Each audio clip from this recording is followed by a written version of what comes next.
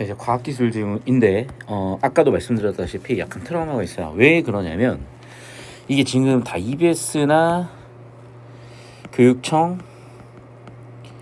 사설의 문제거든. 그러니까 사실 EBS나 교육청은 다 좋다기보다는 여기서 되게 유의미하게 가지고 올 수 있는 것들이 있는데 좀 비중을 보면요, 얘랑 둘은 비슷하고 얘가 좀 많이 떨어져요. 근데 옛날에 이감은 더 좋았어요. 그러니까 이게 어떤 느낌이냐면 한 17에서 한 21 시즌까지의 이감, 이때 퀄리티가 제일 좋았고, 그 다음에 EBS 교육청이 좀 비슷하고요. 그리고 이 이후의 이감이나 상상, 이 정도 퀄리티고, 지금 여러분 간쓸게 에센셜 이런 거 있을까 아마. 간쓸게가 지금 한 이쯤에 오는 것 같아요, 오히려. 네, 여러분 이감을, 요즘 이감을 섣부르게 풀면 좀 별로 안 좋아요. 상상도 포함해서. 뭐 자세한 얘기는 나중에 설명드리고, 왜 안 좋다는 거냐면 이게 평가원에서 나오는 과학기술 지문들은 100% 정보 처리를 할 수 없겠네요. 왜냐면 우리가 예를 들면 우주에 대해서, 블랙홀에 대해서 100% 알고 있는 게 아니잖아. 그럼 이 과학기술의 대부분 첫 번째는 뭐냐면 가설이 존재하고요. 이거는 천재들의 직관에 의해서 뭐 페르마의 마지막 정리라든 이런 거, 야 내가 뭐 여백이 안 많아서, 여백이 없어갖고 알지? 증명 안 해? 이제 후대들은 뒤져나는 거지. 근데 후대들은 그거를 정설로 만들어내기 위해서 또는 입증을 해야 되잖아요. 그러면 그 천재에 준하는 사람들이 논리적 사고 과정으로 풀어내야 되는 거예요. 그런데 이런 인류의 노력 당연히 유의미하지만 그 정보 처리에 있어서 AI가 가지고 있는 정보 처리를 사실은 이기기 힘든 부분도 많거든. 생 노가다야. 근데 그럼 확률 통계적으로 모든 경우의 수를 다 따져보는 것도 되게 유의미한 방법 중에 하나인 거거든. 다 검증을 하는 거니까. 완전 기납을 하는 거잖아요, 사실은. 그렇기 때문에 과학기술은 아까도 얘기했지만은 100% 정보 처리가 불가능합니다. 이해가 불가능해요. 그러니까 이걸 전자고 가야 되는데 지금 어떤 느낌이냐면 다 씹어 먹으려고요. 절대 시간 안에 못 풀지, 그렇게는. 시간 안에 풀 수 있으려면 다시 한번 얘기하지만 주제 구조 위계를 잡으면서 상위 위계에 집중하면서 가야 되는 거예요.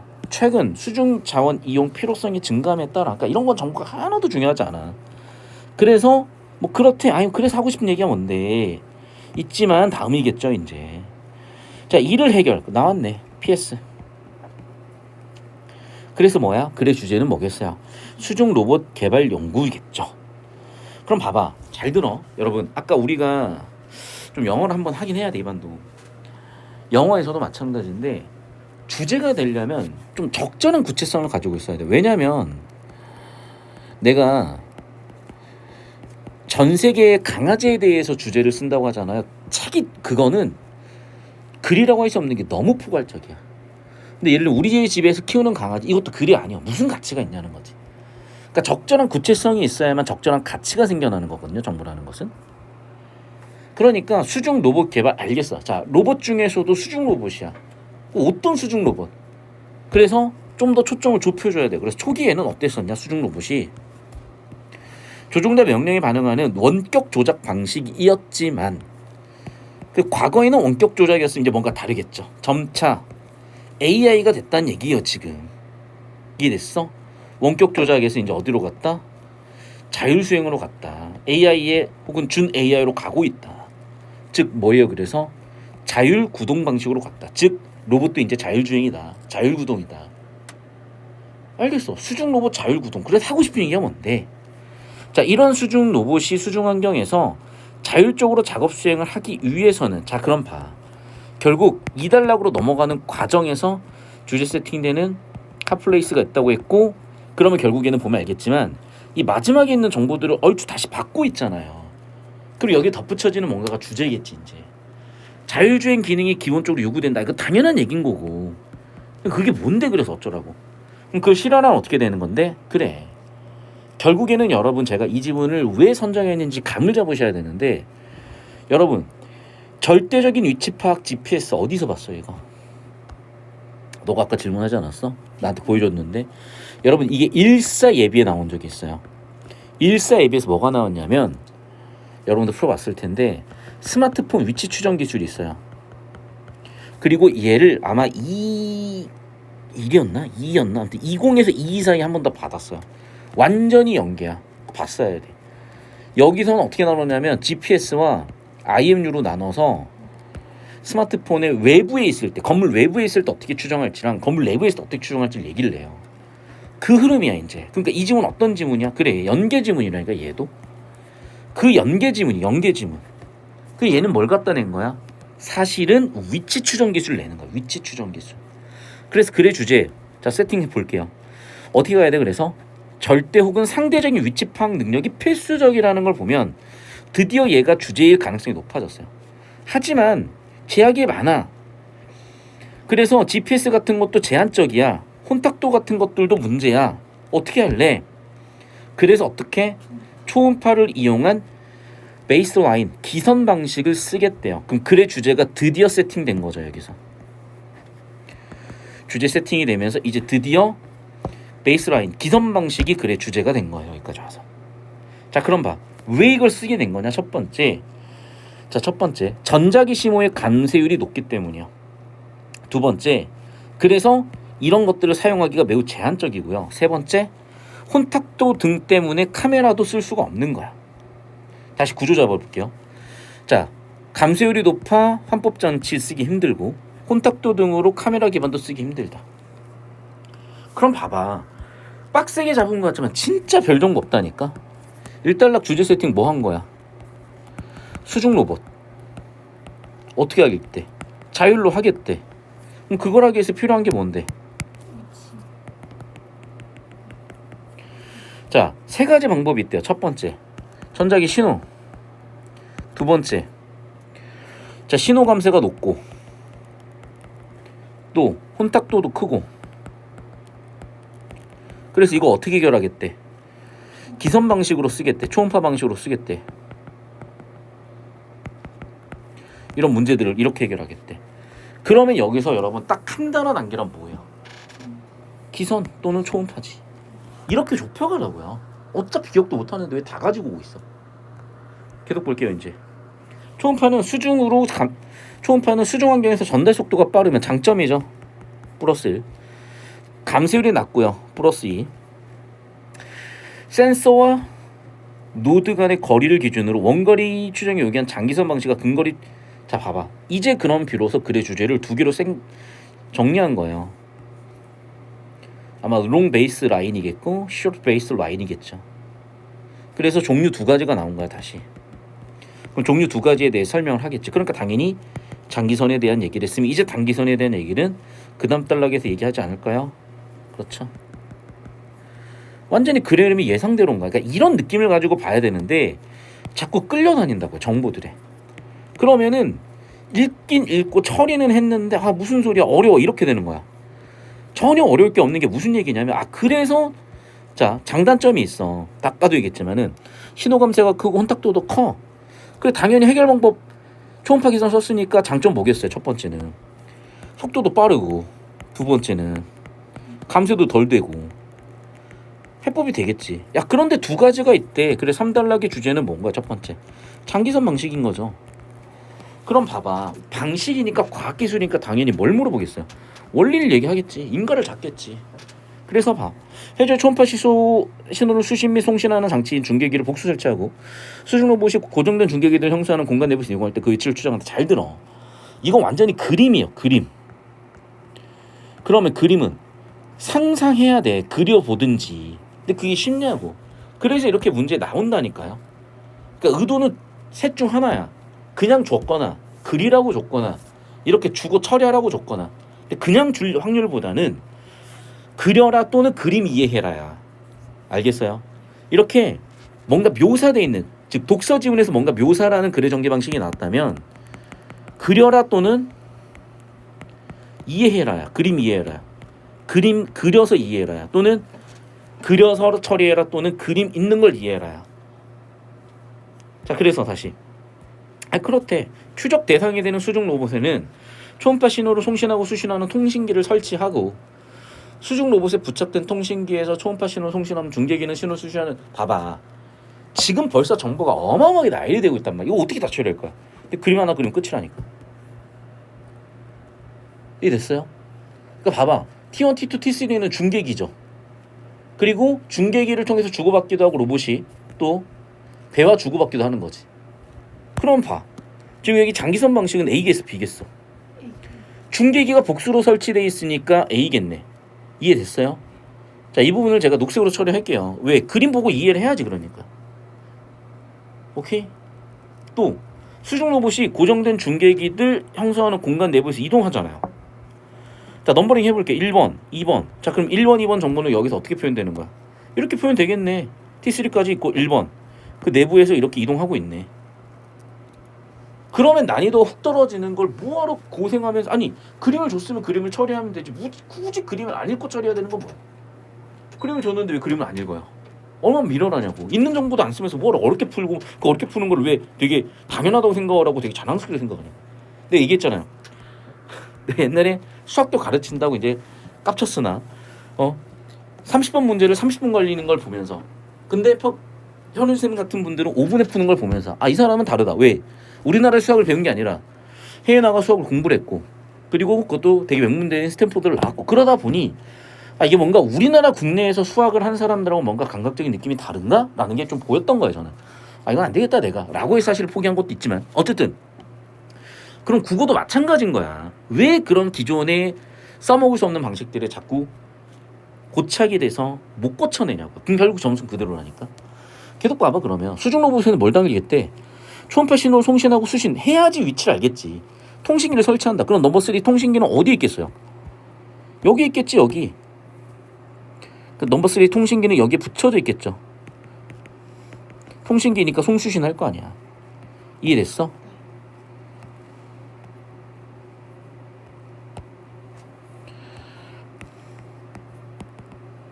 통신기. 그리고 이 안에서 얘는 움직이고 있을 거고 이렇게. 그거잖아. 수중로 부착된 통신기에 초음파 신호를 송신하면 중계기는 수신하는 이해된 응답 신호를 송신할 것이고, 당연한 얘기 아닙니까? 이때 중계기와 통신기는 앞전 소자로 구성된 초음파 센서를 이용하여 송수신한다. 봐. 그러면 이제는 앞전 소자가 글의 주제라는 게 보여야 돼. 왜? 어떤 원리로 주고받는지가 나왔잖아. 그래서 전압이 가해지면 초음파. 봐. 앞. 전압이 가해지면 뭐를 발생시키나 보구나. 이해됐어요? 그래서 앞전 소자인가 보구나. 역으로 초음파가 가해지면 앞전 소자가 진동하여 전압을 발생시킨다. 그러면 초음파가 가해진다. 이건 반대로 얘기하면 압력이 압일 수도 있는 거지. 그러니까 전압이 압일 수도 있고 초음파가 가하는 힘의 압일 수도 있는 거죠. 어쨌든 앞전 소자를 매개로 해서 전압이 초음파 또는 초음파가 전압으로 왔다 갔다 한다는 거잖아요. 지금 이해됐어? 그 장기선 방식에서 해저에 설치된 중계기들은 각각 다른 주파수대의 신호를 송신하는데, 수중 로봇 통신기를 통해 선로 간의 신호를 구분하여 각 중계기 신호의 수신 시각을 측정한다. 그리고 수중 로봇 초음파의 신호, 발신 시각, 수신 시각 사이를 이용하여 각각 중계기의 거리를 계산함으로써 수중 위치를 파악한다. 자, 이것도 봐봐. 원리가 나온 건데, 여기 원리 첫 번째는 뭐냐면, 봐봐. 여기까지는 전부 다 그림이에요. 이제는 원리야. 앞전 소자의 원리야. 그러면 얘는 안 봐도 출제 설계예요. 왜? 얘네들이 위치 추정하는데 핵심적인 기술 중에 하나인 거고, 그림이야 그림으로 이해 끝났고, 여기는 이제 물어봐야지 당연히 원리를 냈으면. 그러니까 앞전 소자 문제가 이렇게 원리 세팅돼서 나오는 거잖아요 지금. 이해됐어? 그러니까 기본적인 이런 설계도를 우리는 연습을 해왔고, 그럼 보면 이게 수업 내용을 잘 따라하고 그대로 복습을 잘 해주셨다면 그냥 보이는 거야. 그런데 보면은 항상 자기들이 막 어떻게든 답을 찾으려고 선지 하나 놓고 OX 하나씩 따져보고 자기 나름대로 생각해보고. 아니라니까. 얘들아, 내가 하나만 얘기할게요. 내가 초등학교 4학년 때 가우스가 했던 걸 했어요. 학교 선생님이 1부터 100까지 딱 놔두고, 야 가우스라는 사람이 있었는데 말이야, 너희 나이 때 이거를 5초 만에 풀었어. 풀어봐. 내가 15초 만에 풀었어요. 등차수를 합공식으로 풀면 돼. 근데 초등학교 4학년 등차수 합공식 어떻게 알아? 몰라. 근데 난 여기서 이 수업 때 이걸 뭘 배웠었냐? 평균이라는 개념을 배웠거든. 맞네. 평균 얼마야? 50.5네. 그러면 이 두 개 더해가지고 인하면 52.5네. 몇 개 있는 거야 그게 그러면. 그래. 그렇게 해서 바로 처리했단 말이야. 그래서 15천 원에 풀었어. 근데 그럼 뭐해? 무슨 얘기냐면요. 내가 그 시절에 태어났으면 나도 가우스처럼 이름을 남겼을 수 있겠지. 그런데 여러분, 그런 수많은 천재들이 만들어 놓은 것들이 한두 개예요. 가우스교만 있냐? 가우스가 했던 것들 수많은 게 있죠. 페르마 있죠. 누구 있죠. 리만 가설이 있죠. 여러분 무슨 얘기냐? 아무리 천재적인 애들이 있다 할지라도요. 그거는 특수한 어떤 분야에서 천재인 거지 보편타당한 모든 분야에서 천재가 될 수는 없는 거야. 여러분 길을 만드는 거냐? 잘 들어. 수능 이후에 여러분 길을 만드는 거야. 수능에서 여러분이 나는 정답이 없는 것 같은데? 난 정답 편지를 안 고를래요. 나는 6번 정답인 것 같아. 누가 그걸 점수를 줍니까? 그러니까 수능 때까지는 정해진 정답 또는 이미 천재들이 만들어 놓은 길을 잘 따라가는 것만으로도 천재예요, 사실은. 그런데 이제 성인이 되면 그때부터는 내가 닦는 길이 내 길이고 정답인 거지. 그 차이를 이해해야 돼. 자꾸 자기 방식으로 가려면 안 된다니까. 그러니까 내가 자꾸 이게 좀 자기 비하인데 어떻게 보면 이 업계에서 이 사교육계 씬에서 이 사교육 씬에서요. 그다지 여러분한테 대단한 걸 가르칠 만한 사람이 진짜 별로 없어요. 그러니까 여러분의 체험 경험적으로 뭐냐면 선생을 신뢰하기보다는 자기 머리를 믿어버리는 거야. 설명이 안 되니까. 신뢰를 하지만 또 어떤 학생들 되게 착한 학생들은 선생님이 시킨 대로 신뢰를 또 하지만 해도 안 돼. 그러니까 자기가 방법을 찾는 거야. 선생님은 좋아. 수업은 들어. 근데 방법은 자기 방법을 찾아. 제 수업은 그런 거랑 차원이 다르다니까. 그냥 따라오시면 돼요. 그냥 따라오시면. 자, 그래서 봐. 앞전 소재 그대로 앞전 소자 그대로 출제 설계했죠? 왜 안 져지냐?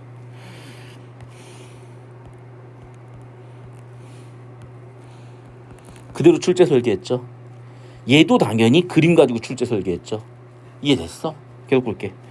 장기성 관측에서 해제 설치는 중요한 각각 다른 주파수 대 신호 송신하는데 당연하지. 왜? 그래야지 안 겹칠 거 아니야. 그러면 넘버링 해볼게요. 지금 4번까지 나왔죠? 앞전 소자 얘기 5번이라고 할게요. 주파수 얘기 6번이라고 하겠습니다. 자, 근데 봐. 얘도 지금 뭔지 알아? 여기 읽어보니까 뭐냐? 이거 스마트폰 위치 추정 기술에 출제된 여기도 사실 출제 연계예요. 그 연계된 걸 아는 애들은 하고 넘어가 버리면 되는 정보인데 우리 경제에서도 배웠었잖아. 연계된 정보는 하고 넘어가 버릴 수 있는 정보들인데 그걸 자꾸 끌고 오려고 하니까 또는 못 끌고 오니까 다시 연계된 정보들을 처리를 못하고 뭐였지? 여기서 처리하고 있으니까 또 얻어 터지고 뒤지는 거야. 무슨 얘기인지 알겠어요? 무슨 얘기냐면 이런 거야. 자, 스마트폰 위치 추정 기술에서는 시간차가 아니라 신호의 세기 차이로 거리 측정을 했지. 근데 얘는 시간 차이로 거리 측정을 하겠다는 거예요. 원리는 거의 비슷하죠. 얘는 시간 차이, 걔는 신호 세기 차이인 거잖아. 결국 얘는 뭐라고? 그래요. 시간차를 이용해가지고 거리 계산한다는 거야. 그럼 거리 계산했으니까 수중 예측 파악이 된다. 7번까지 온 거지. 즉 우리가 한 번쯤은 생각해봤던 원리인 건데 여러분이 배웠고 공부했던 지식들을 못 써먹는 거라니까요. 배경 지식이 별다른 게 없어. 자꾸 요즘 들어와서 이제 배경 지식 얘기하는 인간들 많아요. 너무 웃긴 게 10년 전부터 내가 배경 지식 얘기할 때는 그런 거 없다 개소리 하지 마라 그런 소리 하다가 이제 배경 지식 필요했다고 얘기한다. 그럼 그 배경 지식 뭐냐고. 자기들도 몰라. 정확하게 배경 지식이 별거 없어요. 기출하고 EBS야. 교육청이야. 그게 배경 지식이야. 본교과 고1까지 여러분이 교과서에서 배웠던 것들이요. 그렇기 때문에 배경 지식이라 할 것도 없어. 당연히 알고 있는 거야. 당연히 알고 있는 거고 공부할 건 따로 없어요. 공부할 건 뭐냐? 이미 알고 있는 거 여기다 써먹는 거야. 그거 연습하는 건데 뭔 배경식을 가르치고 말고 뭘 알아야 될 정보가 없어요. 알아야 되는 정보는 매우 특수해. 그 매우 특수한 건 뭐다? 사실은 교육청 EBS 기출이라니까. 그럼 알고 말 게 뭐가 당연히 알아야지. 그걸 알아야 된다고 얘기하는 것도 참 웃겨 사실은. 계속 볼게요. 이러한 방식은 위치 추정 기술이 되는 중계기관의 거리가 길기 때문에 장기선 방식이구나. 거리가 길어서 장기선이라고 이름의 유래까지 얘기해줬네요. 8번. 야, 벌써 정보가 8개로 나열됐으면 이런 건 수능에서 낼 이유가 없어. 뭐 10개, 20개 처리하는 게 대단한 능력이 아니 눈만 있으면 처리라는 거야. 다시 한 말씀드리면 주제 구조 잡았고 내가 얘기했었던 여기서 원리에서 풀 수 있냐를 낼 확률이 매우 커진다. 계속 볼게요. 자, 장점이 있어요. 어떻게? 정확해. 하지만 어떻게? 비용이 많아. 또 어떻게? 시간도 많이 걸려. 됐죠? 몇 달러까지 했냐 지금? 3달러? 4달러 볼게요. 자, 이와 달리 단기선 방식은 초음파를 탐지하는 몇 개의 수중 청음기를 모선의 선체 표면에 설치하고, 봐봐, 여기도 정보 나열이야. 보세요. 초음파 탐지하는 몇 개의 수중 청음기가 있고 모선에다 박아놓고 수중 로봇 중계기가 있어요. 그래서 1번, 2번, 3번이야. 즉 어떻게 모선에서 초음파 신호를 송신하면 수중 로봇에서 수신하고 다시 보내는 그런 구조래. 그러니까 이렇게 돼 있는 거네, 얘는. 맞죠? 그래서 1번 모선에 여러 개를 넣었어. 청음기를 넣었어. 2번 그 배에 수중 로봇 중계기가 하나가 있어. 3번이네 여기는. 여기까지 1번이라고 봐야 되겠네 그러면. 그러니까 봐봐. 그림하고 왔다 갔다 하면서 이해하는 거라니까요. 이해됐어? 그림하고 왔다 갔다 하면서 이해를 하는 거라고. 당연히 그림 묘사해놨으니까. 결국 1번, 2번 하면 끝이네 이렇게. 됐죠? 자, 계속해서 그러면 이에 대한 응답 신호를 초음파 송신하는 천체에 장착된 각 수중 청음기 앞전소자. 또 앞전소자 또 나왔네. 내일 수밖에 없죠 이러면. 초음파 센서를 송신하고 수신한다. 근데 앞전소자의 원리는 이미 나왔으니까 안 내. 여기서는 이미 나왔던 정보니까. 그래서 어떻게 한대?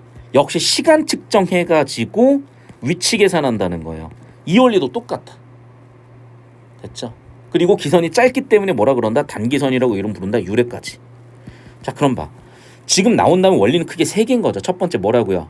그림이에요. 두 번째는 앞전소자의 원리요.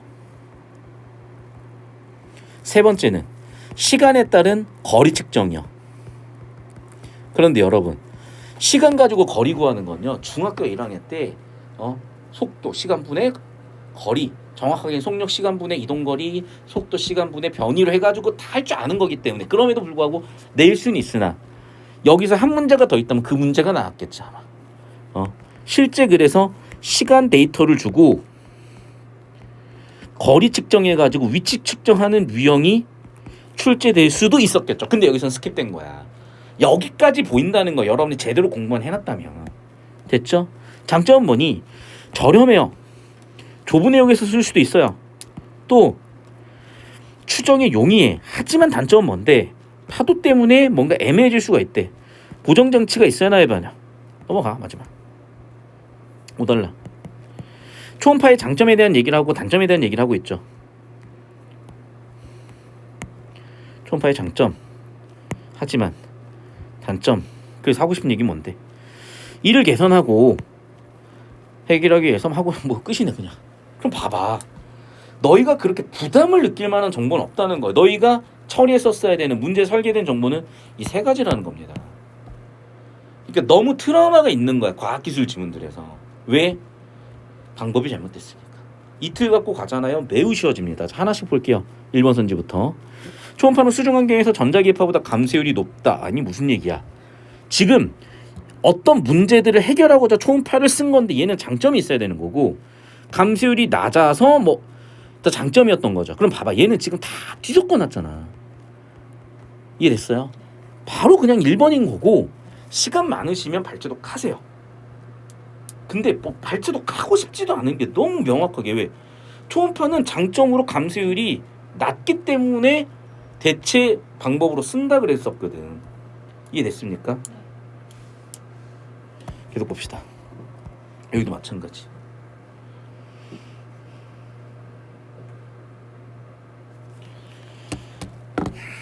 가와 달리 나에서는 다른 주파수대의 신호를 수준하여 수중 로봇 위치를 계산한다. 자, 봐봐.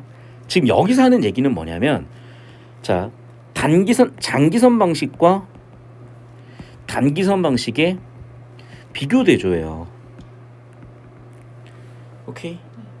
그러면 장기선 방식과 단기선 방식의 비교 대조인데 가장 큰 차이점 또는 비교 대조 포인트 잡으라고 했을 거고, 그러니까 여러분이 얘를 해결하는 방법은 2가지가 있는 거야. 첫 번째는 뭐냐면 지문으로 가서 지문 구조도까지 한번 빡세게 잡아보는 거예요. 사실 실력 향상은 이게 훨씬 도움이 됩니다. 근데 여기에 장점은 당연히 실력 향상이지만 단점이 있겠지. 뭐 시간이 많이 쓰여. 그러니까 연습 때는 이렇게 하는 거예요. 실전에서는 시간이 많이 들이면 안 되니까 2번째 방법으로 할 겁니다. 연습 때는 어떻게? 지문에서 구조도를 보는 게 아니라 문제로 가서 문제 선지를 보고 판단이 될 때 구조를 가든지 구조도를 가든지 아니면 구조 정도로 간단하게 정리하든지야. 알겠어? 자, 그래서 저는 실전이라고 가정하고 하나씩 볼게요. 자, 차이점. 서로 다른 주파수 대역의 신호를 수신하냐. 지금 T1, T2, T3가 또는 H1, T3가 주파수 대역이 같냐 다르냐 정도만 보면 되겠죠. 이해됐어? 이 정도는 파악하면 되는 거야. 파악 한번 해볼게. 그래서 주파수 얘기 여기 있네. 맞죠? 해저 설치된 중계기들은 각각 다른 주파수야. 즉 기역은 각각 다른 주파수야. 근데 봐. 그래서 내가 넘버링을 하는 게 차선이지만 이런 경우엔 또 최선이 되기도 하는 게요. 보세요. 지금 6번은 주파수 얘기였어. 자, 여기도 봐봐. 1, 2, 3, 4, 5, 6에 나는 딱히 주파수 얘기를 본 적이 없거든. 그럼 다시 한번 발췌독을 해보니까 자, 첫 번째 1번. 그래, 모선의 얘기야. 봐, 얘조차도요. 핵심 단어 키워드에 집중을 했었어야 되는 거야. 2번 선지는 뭐야? 수중 로봇의 중계기에 대한 얘기인 거예요. 3번은 앞전 소자의 원리에 대한 거야. 4번은요. 위치 추정을 할 때 어떻게 한다? 시간 가지고 계산한다야. 5번은 뭐야? 이름의 유래예요. 그럼 벌써 끝났잖아. 없네. 주파수 얘기는 없네. 여기 다시 한번 볼까요? 1번 뭐라고요? 중계기를 어디에 설치할 거냐? 수중 로봇은 어떻게 되냐? 수중 로봇에 부착된 건 뭐냐? 원리는 어떻게 되니? 앞전 소자로 하는구나. 그리고 어떻게 주파수를 주고받으면 다른 주파수를 주고받는 6번 정보잖아. 그러니까 넘버링을 해놨고 핵심 정보들이 보였다면 역시 또 바로 보이는 거죠. 가의 특징 맞잖아요. 서로 다른 주파수 때 신호 주고받은 거 맞잖아. 맞네. 그러면 얘는 됐습니까? 그럼 거꾸로 잡이네. 가가 서로 다른 주파수를 주고받은 거잖아 지금. 이해됐어? 어떤 느낌인지? 이런 느낌이라는 거야 지금. 그러니까 주제 구조를 잡으라는 게 어떤 형태로든 그냥 생 발췌독보다 3등급, 2등급, 1등급으로 갈수록 100분위 96, 97, 98, 99, 100으로 갈수록 훨씬 유용하고 정석적인 방법이지, 이걸 자꾸 내용 일치로 간다, 자꾸 수준 낮게 떨어지면서 절대로 고득점 어렵습니다. 자, 마지막 앞전 소자 볼게. 여기 원리 잡을게. 봐봐. 지금 아까 뭐라고 했는 앞전 소자는 전압이 주어지면 얘를 뭐라 그랬어? 아까 압력으로 바꾼다 그랬나? 전압이 주어지면 초음파 발생. 반대로 초음파가 주어지면 전압을 만든다 그랬는데, 이게 아까 정압이 있었고 뭐 역압 이런 게 있었던 것 같은데, 여기 있죠. 전압에서 초음파가 앞전소자고 역방향이 뭐냐면 초음파에서 앞전소자야. 초음파에서 전압이야. 이게 역방향이에요. 이게 앞전소자의 그러면 정방향이겠죠. 끝났네. 그럼 뭐야? 압력과 진동 같은 기계적 에너지를. 그럼 봐봐. 전압은 전기 에너지잖아. 기계적 에너지를 전기 에너지로 바뀐다. 그러면 이게 뭐겠어? 당연히 기계겠지. 기계 에너지겠지. 그럼 전기 에너지로 바꾸는 거겠죠. 됐어? 이게 아까 역과정이라고 그랬잖아. 이걸 뭐라 그러겠대? 지문에서는 이렇게 얘기했으나 보기에서는 정확히 뭐라고 얘기했어요? 이러한 현상을 정압적 효과라고 한다. 헷갈리니까 꺼 그냥. 두 번째, 이와 반대로 전기 에너지가 주어져서 진동 에너지, 기계 에너지로 난다면 이걸 뭐라 그런다? 역압전이라고 그런다. 이게 뭐라고요? 역압전이라고요. 끝났네. 끝났어. 자, 그럼 봐봐. 신호는 전기를 어떻게 주고받아? 물속인데 초음파로 줬겠지. 그러니까 내가 신호를 쐈을 때는 초음파로 보내서 받을 때 어떻게 되겠어요? 초음파에서 전화를 바꿔야 될 거 아니야. 그러니까 신호를 받을 때는 정압전이겠지. 보낼 때는 반대로 역압전이겠죠. 초음파로 보내야 되는 거니까. 상식이야 이 정도는. 근데 선생님 그런 상식이 없어. 너무 틀려. 그러니까 보통 송신할 땐 얘를 쓰겠죠. 수신할 땐 얘를 거꾸로 썼는데 맞죠? 송신할 때 얘를 쓰겠죠. 송신할 때 초음파로 보낼 거 아니야. 초음파를 받아서 해석은 이렇게 하겠지. 그럼 얘는 수신할 때겠죠. 이런 기본적인 사고가 있으면 바로 답이 나오죠. 자, 그래서 봐봐. 수신할 때는 뭘 쓴다고요? 수신할 때는 초음파를 받아서 전압으로 바꿔야 되니까 정압전을 쓴다고요. 됐어? 자, 그럼 봐봐. 기억이 수신한 통신기가 보낸 신호. 수신한 신호는 뭐야? 당연히 초음파니까 기계 에너지라니까. 기계 에너지라고. 괜찮죠? 끝이야 그러면? 이런 느낌이에요. 이런 느낌이라고. 봐봐. 발체독 거의 없잖아. 그러니까 주제구조 발체독이야. 발체독 자체도 희한하죠. 또 하필이면 정답 던질 때 1번 대답 때려박아 놨죠. 무슨 의도겠어.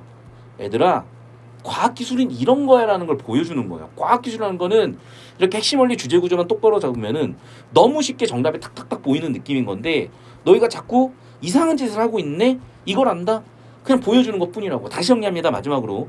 자, 1단락 주제는 뭐야? 수중 로봇도 자율주행을 해야 돼. 근데 어떻게 할 건데? 뭐 여러 가지 방법이 있겠지만 그 중에서 중요한 건 뭐냐면 초음파 방법을 쓸 거야. 어떤 장점인데 속도가 빠르고 감쇄가 덜 된대. 알겠어. 어떤 방식인데 장기전 방식, 단기전 방식이 있어. 각각 원리는 어떤데? 그림 이해해봐. 두 번째 앞전 소자를 이용해가지고 전기를 초음파로 다시 초음파를 전기로 바꾸는 원리가 있는 거야. 그리고 장단점 정보 추가 끝이야 진짜 이게. 자 그럼 1번 장점이 뭔데? 왜 쓰는데? 문제를 해결하기 위해서 쓰는 거고, 그래서 뭐라고? 감쇄율이 낮아야 전달이 될 거 아니겠어요. 근데 지금 섞어놨잖아 정보들을. 장단점을 섞어버렸잖아. 지금 감쇄율은 높은데 전달 속도는 빠르다잖아. 다시 지문에서 뭐라 그랬어? 감쇄율이 낮고 전달 속도 빠른 장점이 있기 때문에 쓴다 그랬잖아. 그러면 얘를 쓰는 핵심 원리만 알고 있었으면 1번 같은 게 이상하다 발췌독해서 체크해서 보였겠지. 감쇄율도 낮고 전달 속도는 빠르다. 장점만 있다. 이런, 또는 장점이 되게 많다. 보였을 거라고. 안 보여요? 보이잖아요 여기. 전달 속도 빠르고 감쇄율 낮다. 이해됐어? 그러니까 발췌독으로 확인하는 이 느낌이 아니야. 근데 자꾸 내용으로 안 보이니까 내가 좀 설명해 주는 거지. 지금 발췌독이 아니라 당연히 얘는 장점 때문에 들어온 거겠지. 그러면 얘는 장점으로 세팅을 해야 되는데 감쇄율이 높으면 장점이 아닌 거잖아요. 뭐가 봐도 지금 일치성이 떨어지는 거고, 즉 주제의 일관성이 떨어지는 거고 통일성이 떨어지는 거기 때문에 뭔가 이상한 선진에 확인해 봐야지. 이런 느낌이라니까요. 내용일치로 가면 진짜 죽어. 이번 문제도 봐봐. 이미 그림이 끝났잖아. 그러면 우리는 이미 설명이 다 끝난 거고, 자 비교 대조 포인트가 뭐냐는 거예요. 주파수 대역의 신호는 어떻게 달라지나. 자 그래서 정보량이 아까 뭐 7개 8개 있었고 4, 5개 있었단 말이에요. 그럼 하나씩 체크를 해보면 알겠지만 주파수 대는 가만히 있네, 뒤집어 놨네, 바로 보인다는 거야. 근데 이조차도 발췌독이라고 착각하면 안 돼. 구조를 잡았기 때문에 야 1번 뭐 얘기하는 거야, 2번 뭐 얘기하는 거야. 노란색 동그라미 탁탁탁 보이면서 판단이 되는 거지. 정보 처리 집중하고 정보가치 높은 거에 집중하고 주제에 집중하는 이 느낌에서 잡히는 거지. 자꾸 내용 하나하나 다 보고 있으면요 풀 수가 없어요. 절대 시간을 못 풉니다. 아까처럼 엄청 시간 오래 걸리는 거야. 마지막 당연히 물어볼 거 물어보지. 앞전소자의 원리에 대해서. 그래서 초음파를 신호로 받아서 전압으로 해석하는 과정, 그게 바로 정합적 효과인 거야. 초음파는 기계 에너지고 전압은 당연히 전기 에너지겠죠. 그럼 1번 선지. 내가 수시를 한 건 초음파를 받았잖아. 초음파는 기계 에너지잖아. 당연히 1번 끝인 거죠. 핵심 원리 잡고 있으면 바로 판단되는 거를 핵심 원리 못 잡고 많은 정보들 다 끌고 와가지고 확신이 없는 상태에서 선제 판단하니까 혼란스러워지고 왔다 갔다 실수하고 시간 걸리고 오답률 높아지고. 제발 그만이야. 자 정리할게요. 그래서 여러분이 과학기술도 한 40% 정도는 반복 출제되고, 구조는 80% 이상 반복 출제되고요. 내용도 40% 이상 반복 출제돼요. 항상 연계 흐름 잡으면서 이 구조에 대한 설계 잘 납득하고 머릿속에 세팅을 하고 가야 되는 건데, 어떤 느낌이 여러분 자꾸 내용을 하나하나 다 이해하고 가려고 그래. 해도 되는데 그거는 여러분 기본이에요. 기본. 그거 이상의 의도까지 파악하는 거야. 그럼 실질적으로 여러분이 그렇게 20분 30분을 걸려서 처리한 정보나 제가 한 정보나 비슷해요. 오히려 이게 더 유용하고 실제 우리가 실생활에서든 뭐 사회생활 하면서든 내 분야에서든 이렇게 정보 처리하는 애들이 훨씬 뛰어난 애들이지. 왜? 가치 낮은 정보보다 중요한 정보에 집중을 하는 거잖아요. 내가 내일 예를 들면 주식을 팔지 말지에 대해서 가중치 정보에 따라서 확률 높게 판단을 해야 될 거 아니야. 어떻게 모든 정보를 똑같은 가중치를 줘서 다 처리하고 있어. 절대로 그거는 성공과 확률을 높이는 그런 정보 처리, 그런 사고방식, 그런 삶의 태도가 아니라는 겁니다. 국어라는 과목은 이 차원까지 이미 왔어요. 잘 따라오시길 바라고 이 질문이 여기까지 되겠습니다. 질문 캡처해서 올려드릴게요. 피곤해? 좀 쉬어. 자 일단 이 질문까지만 할 거고 시간이 됐으니까